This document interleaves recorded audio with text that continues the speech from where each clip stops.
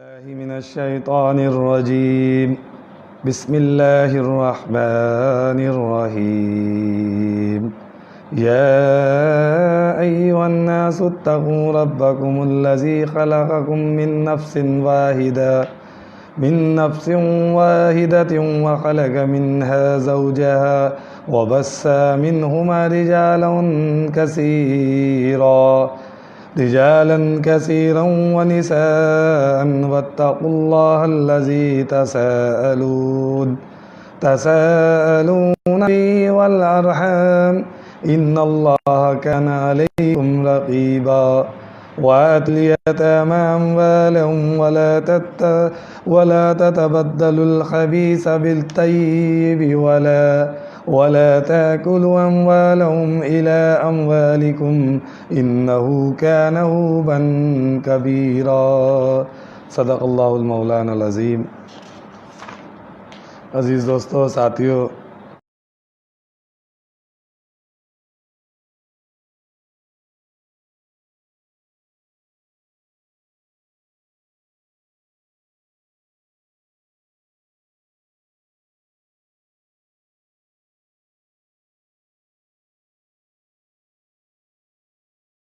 کا ایک نیا ڈھانچہ ابھر رہا تھا.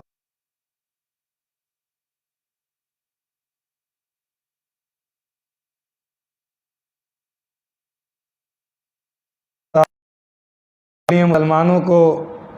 اپنی عبادت کے طریقوں اور اخلاقی اور معاشرت سے متعلق تفصیلی ہدایت کی ضرورت تھی. دشمن طاقتیں اسلام کی پیش قدمی کا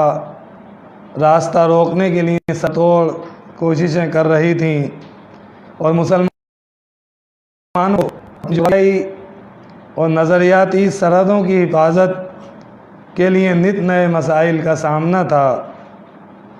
سورہ نساء ان تمام معاملات میں تفصیلی ہدایات فراہم کرتی ہے. چونکہ ایک مستحکم خاندان کسی بھی معاشرے کی بنیاد ہوتا ہے، اس لیے صورت خاندانی معاملات کے بارے میں مفصل احکام سے شروع ہوئی. اور چونکہ خاندانی نظام میں عورتوں کا بڑا اہم کردار ہوتا ہے، اس لیے عورتوں کے بارے میں اس صورت نے تفصیلی احکام بیان فرمائے ہیں، اور اس لیے اس صورت کا نام النساء رکھا گیا ہے. اس صورت میں سورہ بقرہ کے بعد سب سے زیادہ مسائل بیان کیے گئے ہیں. چنانچہ معاشرتی اور قومی مسائل کے ساتھ تشریعی مسائل اور ہجرت اور جہاد کے مسائل پر، اسی طرح غیر مسلم اقوام کے ساتھ تعلقات کی نوعیت، میراث، کلالے کا مسئلہ، عقائد پر بحث، منافقین کا تذکرہ اور یہود و نصارہ کے مکروہ چہرے کی نقاب کشائی جیسے اہم موضوعات اس سورۃ النساء میں شامل ہیں. اس سورت کی ابتدا میں سب سے پہلے تقوی اختیار کرنے کا حکم دیا گیا ہے کہ تقوی کی صورت میں ہی آدمی اپنے معاشرتی مسائل کا صحیح ادراک کر سکتا ہے. چنانچہ اس کے بعد اللہ تعالیٰ کی معجزانہ قدرت کا بیان کیا گیا ہے کہ کس طرح اللہ تعالیٰ نے حضرت علیہ فرمایا اور ان کی پیٹھ سے مختلف جوڑے پیدا فرمائے اور تمام عالم میں پھیلا دیے. حضرت آدم و حوا پیدائش کا تذکرہ کرنے سے یہ بھی مقصود ہے کہ تمام انسانوں کو تنبیہ کی جائے کہ جب ہم ایک ماں اور ایک باپ کی اولاد ہیں تو ہمیں باہم مل جل کر اور آپس میں محبت، اتحاد اور یگانگت کے ساتھ رہنا چاہیے. جنگ احد کے بعد بہت سی خواتین، بیوہ اور بچے یتیم ہو گئے تھے، اس لیے اس صورت کے شروع ہی میں یتیموں کے حقوق کا تحفظ کیا گیا ہے. اور آیت نمبر 2 سے آیت نمبر 14 تک میراث کے احکام تفصیل سے بیان فرمائے گئے ہیں، جس کے تحت یتیموں کے مال کی حفاظت اور صحیح مقام پر خرچ کرنے کا حکم دیا گیا اور ان کے مال کو بے ضرورت خرچ کرنے سے منع کیا گیا. حدیث میں ہے کہ حضرت صلی اللہ علیہ وسلم نے فرمایا کہ 7 گنا بہت سخت ہیں جو آدمی کو ہلاک کر کے چھوڑتے ہیں۔ سب سے پہلے نمبر 1 یتیم کا مال کھانا، نمبر 2 شرک کرنا، نمبر 3 جادو کرنا، نمبر 4 کسی کو ناحق قتل کرنا، نمبر 5 جہاد سے بھاگنا، اور نمبر 6 پاک دامن عورت پر تہمت لگانا، اور نمبر 7 سود کھانا۔ بخاری اور مسلم کی حدیث ہے۔ عورتوں کے ساتھ نکاح کرنے کا حکم بیان کیا گیا ہے۔ جاہلیت کے زمانے میں بیویوں کی کوئی تعداد مقرر نہیں تھی، ایک شخص 10 20 عورتوں سے نکاح کر لیتا تھا۔ آیت نمبر 3 میں بتایا گیا ہے کہ اگر آدمی عورتوں کے حقوق ادا کر سکتا ہے تو 4 عورتوں سے نکاح کرنے کی اجازت ہے، لیکن شرط یہ ہے کہ عدل قائم کرے۔ حدیث میں ہے کہ رسول اللہ صلی اللہ علیہ وسلم نے ارشاد فرمایا کہ جس کے پاس 2 عورتیں ہوں اور ان کے درمیان عدل و انصاف قائم نہ کرے تو قیامت کے دن اس حال میں لایا جائے گا کہ اس کا ایک پہلو گرا ہوا ہوگا۔ حکیم الامت مجدد الملت حضرت مولانا اشرف علی تھانوی نور اللہ مرتضیٰ کی 2 بیویاں تھیں۔ حضرت مولانا اشرف علی صاحب کی 2 بیویاں تھیں، اور آپ ان کے درمیان بہت عدل فرماتے تھے، جو کہ مشہور تھا۔ 2 تربوز جو ہے آپ کی خدمت میں، حضرت میں یہ دونوں تربوز بالکل ہم وزن لایا ہوں، تاکہ آپ اپنی دونوں بیویوں کو ایک ایک تربوز دے دیں گے تو اس میں عدل ہو جائے گا اور کوئی ظلم کا شائبہ نہ ہوگا۔ حضرت نے فرمایا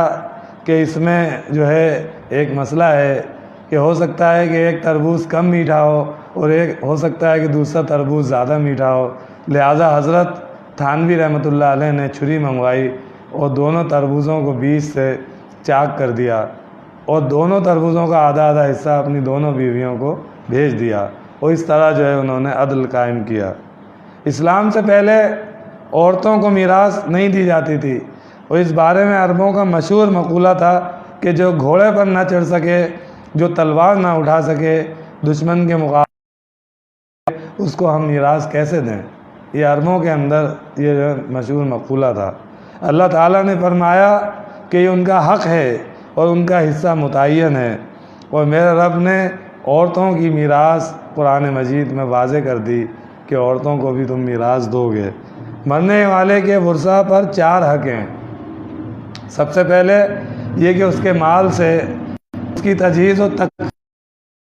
کی جائے، تدفین کی جائے۔ اگر اس کے اوپر قرض ہو تو اس کے مال سے اس کو ادا کیا جائے۔ اگر اس نے کوئی وصیت کی ہے تو 1/3 مال میں اس کی وصیت کے مطابق عمل کیا جائے۔ شریعت کے مطابق بقیہ مال میں وراثت تقسیم کی جائے۔ آج وراثت کی تقسیم نہیں کرتے، اولاً تو کرتے ہی نہیں، یا کرتے بھی ہیں تو سالوں کے بعد جب جھگڑے شروع ہوتے ہیں تو اسی طرح کے مسائل کے پاس بھی مفتیوں کے پاس جاتے ہیں کہ حضرت میرے 2 بھائی ہیں، میری 4 بہنیں ہیں، میری جو ہے یہ ماں ہے، باپ نہیں ہے، کسی کا باپ ہے ماں نہیں ہے، حضرت یہ مکان میں نے بنوایا، حضرت وہ مکان جو ہے اس میں میرے کسی نے پیسہ نہیں لگایا، اور طرح طرح کے فتوے حاصل کرنے کے لیے پھر جو ہے یہ دارالافتاء کے چکر لگاتے ہیں۔ میراث شریعت کا حکم ہے، اس لیے اس کو آدمی کے انتقال کے فوراً بعد جو ہے تقسیم کرنا چاہیے۔ عام طور پر لوگ اس میں عار محسوس کرتے ہیں کہ مرتے ہی گھر میں روپوں پیسوں کی تقسیم میں لگ گئے، حالانکہ ابھی 100واں اور 40واں بھی نہیں ہوا، اور ان جیسی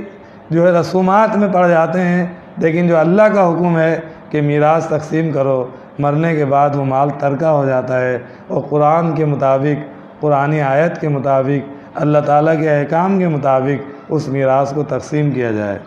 شریعت مطہرہ میں عورتوں اور لڑکیوں کے حصے پر بڑا زور دیا گیا ہے۔ عام طور پر عورتوں اور لڑکیوں کے حصے کو لوگ دبا لیتے ہیں۔ آج کل بھی لوگ کہتے ہیں پر دے دیا ہے اور اتنا خرچ کر دیا ہے کہ اب میراث میں اس کا کوئی حصہ نہیں، حالانکہ جتنا خرچہ میں کیا گیا ہے اس کا حکم اللہ اور اس کے رسول نے نہیں دیا، بلکہ یہ ایک طور پر بیٹی کو ہدیہ ہوتا ہے۔ میراث کا حکم کیونکہ شریعت مطہرہ نے دیا ہے، یہ نہیں رہے گا۔ آج کل اس میں لوگ جو ہے وہ ڈنڈی مارتے ہیں اور عورتوں سے کہتے ہیں کہ بھئی وہ بہنیں جو ہیں وہ کوئی بھی حصہ لینا نہیں چاہتی، بہنیں جو ہیں وہ کہتی ہیں کہ بس بھائیوں کے پاس رہے۔ ایسا نہیں ہے، یہ ہمیں لازمی دینا ہوگا، اور نہیں دیں گے تو دن ہم کس طرح جو اس حصے کو ادا کریں گے۔ عورتوں کے ساتھ حسن سلوک کر دینے کے بعد آیت نمبر 23-24 میں ان خواتین کا تذکرہ ہے کہ جن سے نکاح حرام کرتے ہیں۔ محرمات نسبیہ، یعنی وہ عورتیں جو نسب کے رشتے کی وجہ سے حرام ہیں، جیسے ماں، بہن، بیٹی، خالہ، پھوپھی وغیرہ۔ محرمات رضائیہ، یعنی وہ عورتیں جنہوں نے کسی بچے کو ہو، وہ دودھ کے رشتے کی وجہ سے حرام ہو جاتی ہیں، جیسے دودھ پلانے والی عورت، دودھ پلانے والی عورت کی بیٹی۔ تیسری محرمات مساہرت، یعنی سسرالی رشتے کی وجہ سے جو عورتیں حرام ہو جاتی ہیں، جیسے ساس کے ساتھ بھی کبھی نکاح نہیں ہو سکتا، اور داماد کے لیے وہ مثل ماں ہے، اور اس لیے ساس و سسر سے پردہ نہیں ہے۔ عزیز دوستو، ساتھیو، پھر جو ہے چوتھے پارے کے آخر میں ان عورتوں کا ذکر تھا کہ جن سے نکاح حرام ہے۔ اب 5ویں پارے کے شروع میں ہی بتایا جا رہا ہے کہ ان عورتوں کے علاوہ جو عورتیں ہیں ان کے ساتھ مہر مقرر کر کے نکاح کیا جا سکتا ہے۔ اس سے یہ معلوم نکاح ابو حنیفہ نزدیک کم از کم مہر کی مقدار 10 درہم ہے، جس کی مالیت 2 تولہ 7.5 ماشا چاندی بنتی ہے۔ اگر نکاح کے وقت مقرر نہ بھی کیا جائے تو بھی دینا پڑے گا۔ آج کل ہمارے معاشرے میں ایک رواج بن گیا ہے کہ مہر معجل رغواتے ہیں اور فوری ادائیگی کی فکر نہیں کرتے ہیں، حالانکہ یہ بھی اور قرضوں کی طرح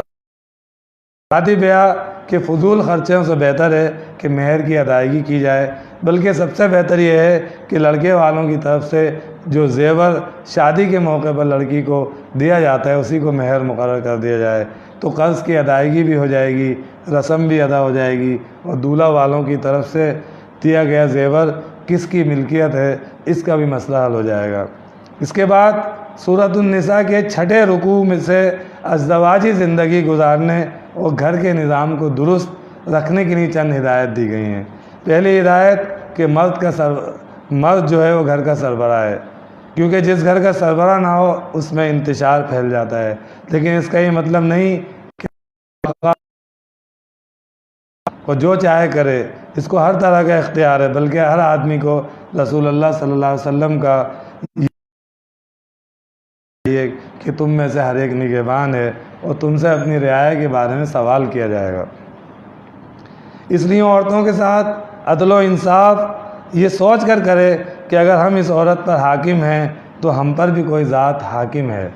جو ہم پر پوری قدرت رکھتی ہے، اور ہم اس کے ہاتھ میں چڑیا کی طرح پھڑپڑا بھی نہیں سکتے۔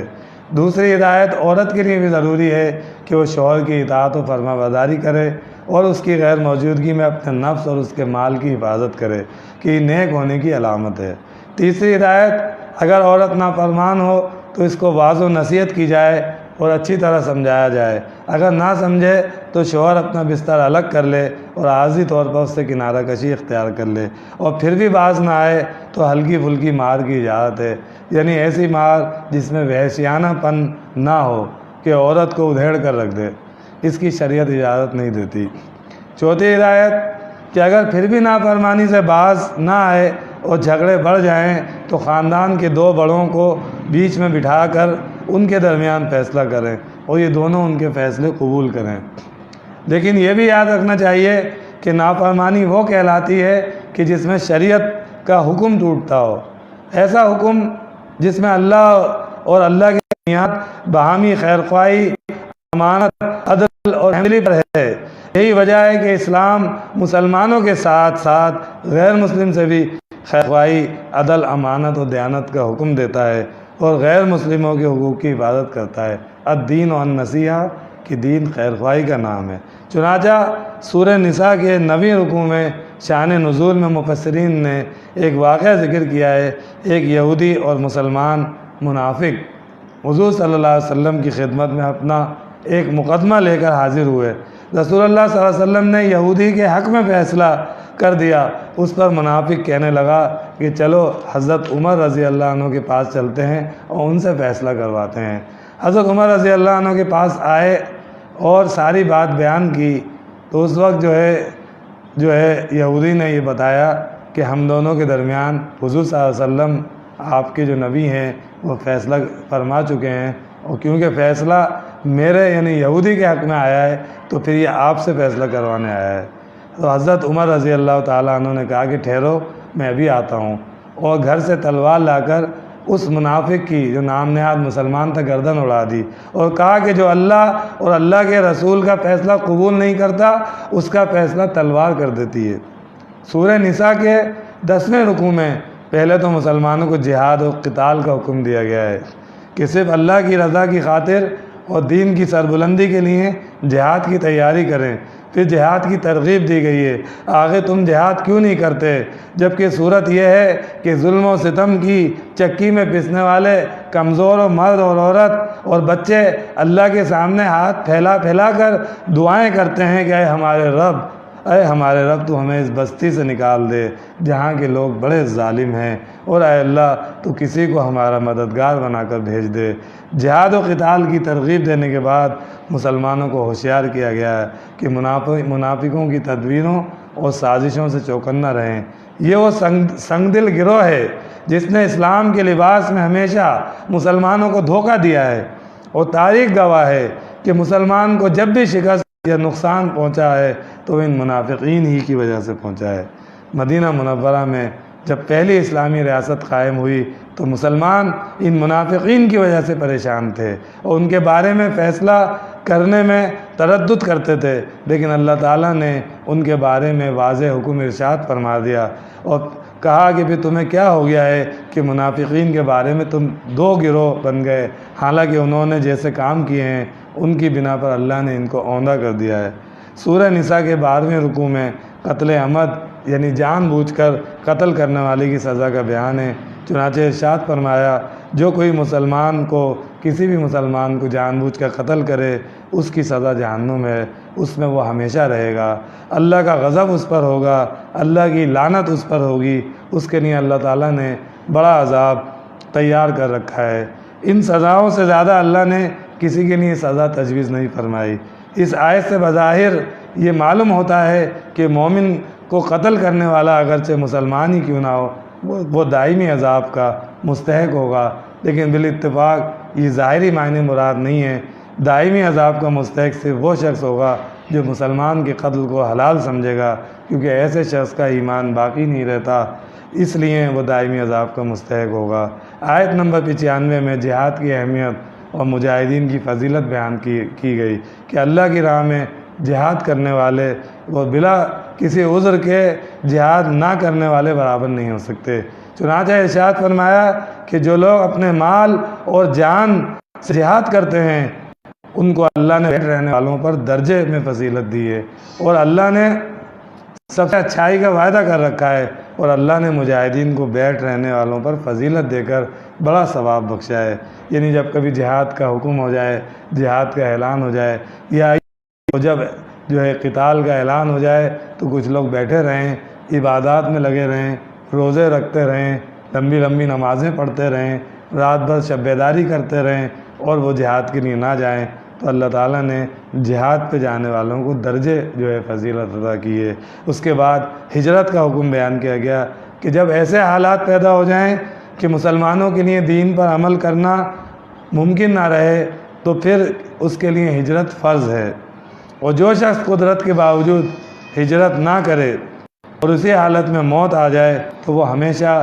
جہنم میں جائے گا۔ چنانچہ ارشاد فرمایا کہ جن لوگوں نے اپنی جانوں پر ظلم کیا اور اسی حالت میں فرشتے ان کی روح قبض کرنے آئے تو بولے تم کس حالت میں تھے؟ وہ کہنے لگے ہم تو زمین میں بے بس بنا دیے گئے تھے۔ فرشتوں نے کہا کہ کیا اللہ کی زمین کشادہ نہیں تھی کہ تم اس میں ہجرت کر جاتے؟ لہٰذا ایسے لوگوں کا ٹھکانہ جہنم ہے اور وہ نہایت برا انجام ہے۔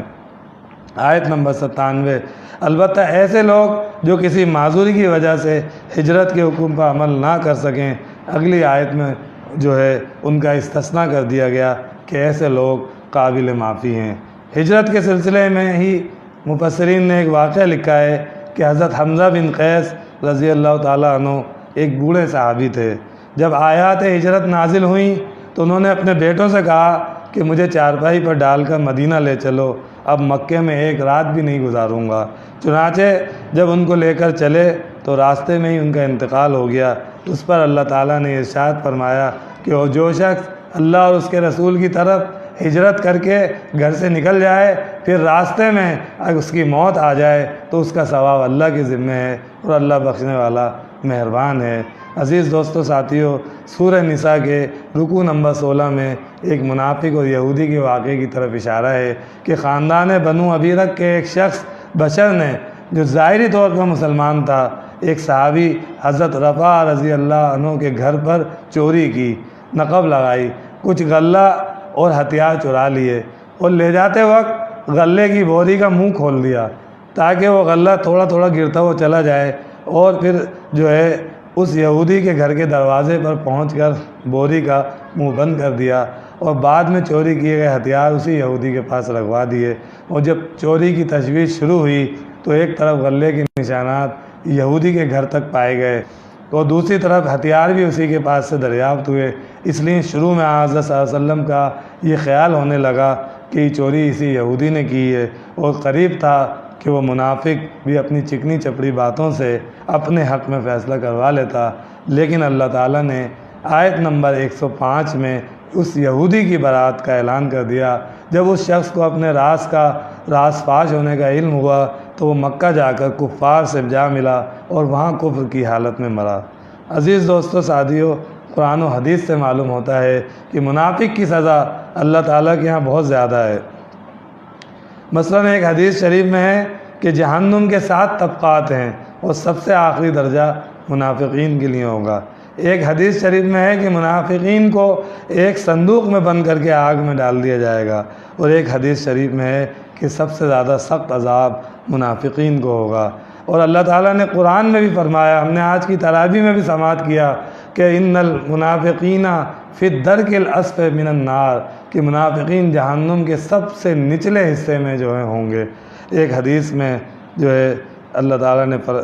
صلی اللہ علیہ وسلم نے فرمایا ہے کہ سب سے زیادہ سخت عذاب منافقین کو ہوگا۔ ان آیت کے ذریعے سے اللہ تعالیٰ نے مقدمات کے فیصلے کرنے کے لیے چند اہم اصول بتائے ہیں۔ مثلاً تمام فیصلے کتاب اللہ کے مطابق ہونا چاہیے۔ قرآن مجید میں اللہ تعالیٰ نے ارشاد فرمایا وَمَن لَّمْ يَحْكُم بِمَا أَنزَلَ اللَّهُ فَأُولَٰئِكَ هُمُ الْفَاسِقُونَ، جو اللہ تعالیٰ کی نازل کردہ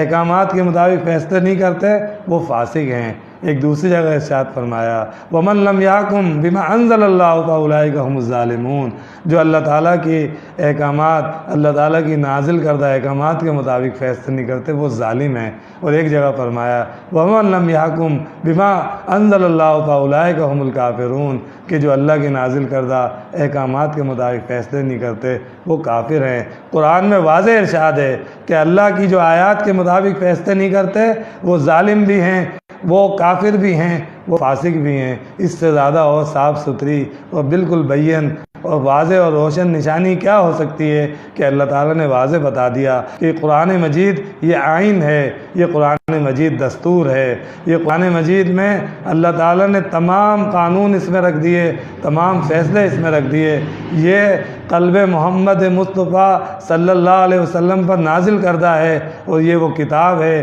کہ جس میں ذرہ برابر بھی شک کی گنجائش نہیں ہے۔ اس کے مطابق فیصلے ہونے چاہیے۔ آج عزیز دوستو ساتھیو، ہم اپنے گرد و پیش پر نظر دوڑائیں کہ آج قرآن مجید کے مطابق فیصلے ہوتے ہیں، کہ آج ہماری عدالتیں آزاد ہیں، کہ آج ہماری عدالتوں میں قرآن مجید کے مطابق فیصلے ہوتے ہیں، کہ ہماری پنچایتوں میں قرآن مجید کے مطابق فیصلے ہوتے ہیں؟ نہیں،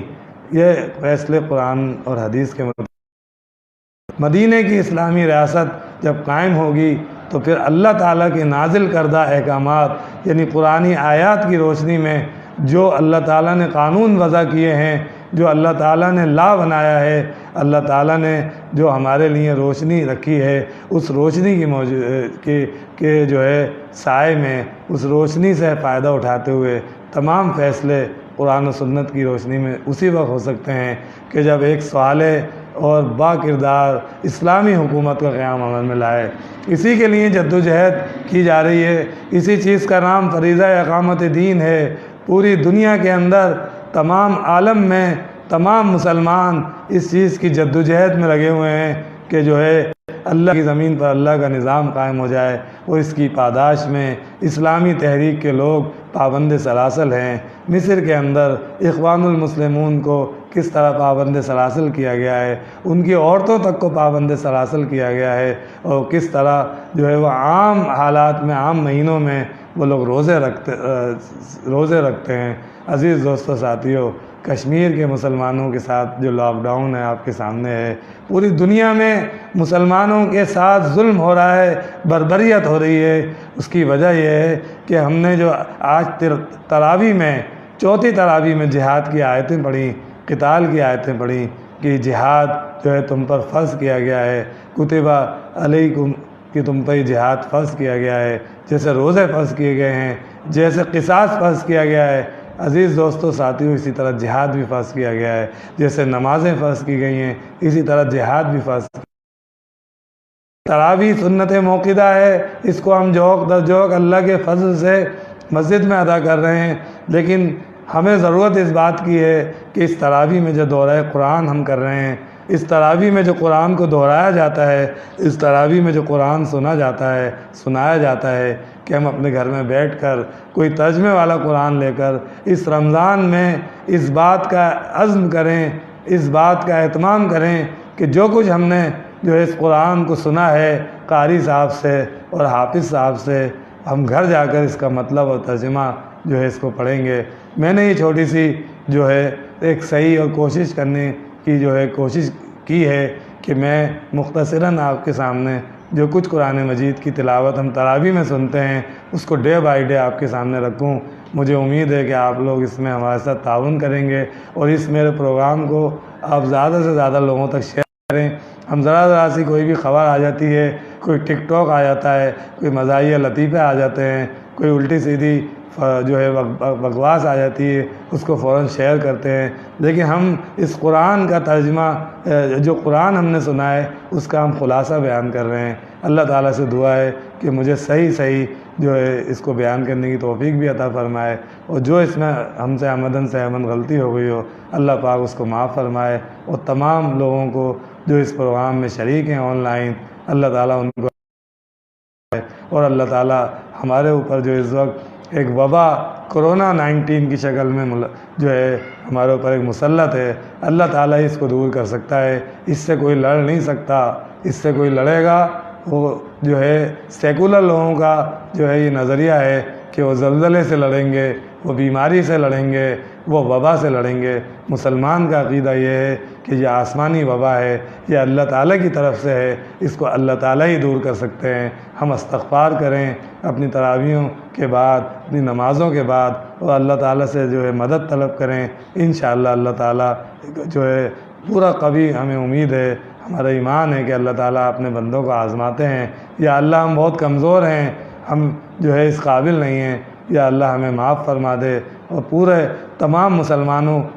کو بالخصوص اور تمام